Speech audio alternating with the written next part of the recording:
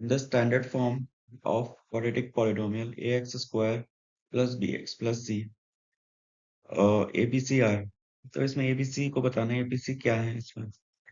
तो quadratic polynomial है, तो a तो जीरो नहीं हो सकता, तो we can say a is non zero. Non zero, अब ये कुछ भी हो सकता है, रियल नंबर भी हो सकता है, इंटीजर भी हो सकता है, डेसिमल भी हो सकता है। तो हम लिख सकते हैं a is non zero real number. b क्या, b जीरो भी हो सकता है और कुछ भी हो सकता है, c भी जीरो भी हो सकता है, जीरो के अलावा कोई भी नंबर हो सकता है। तो हम लिख सकते हैं b और c जो है वो कोई भी रियल नंबर हो सकता है, एनी रियल नंबर। a जो है वो रियल नंबर होगा, बट जीरो के अलावा सारे रियल नंबर a एक्सेप्ट कर सकते हैं। क्योंकि अगर a जीरो हो गया तो ये क्वाड्रेटिक पॉलिनोमियल नहीं होगा, ये जीरो पॉलिनोमियल हो जाएगा, जीरो पॉलिनोमियल।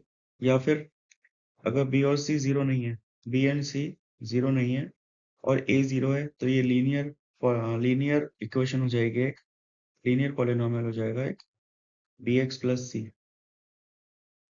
सेकंड है, if the roots of the equation are equal.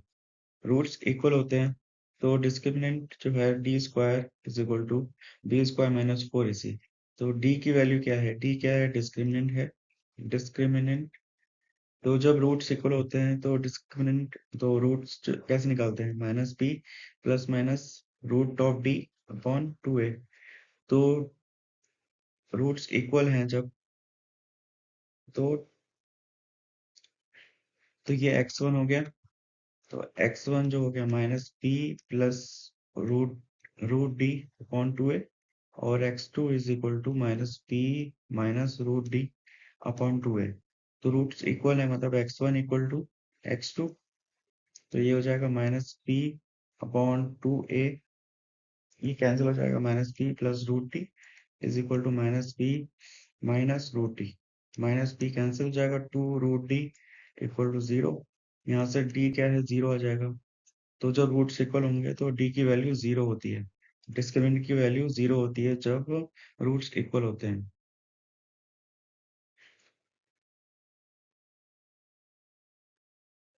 Second, third है, if alpha and one by alpha are the zeros of the quadratic polynomial 2x square minus x plus 8k।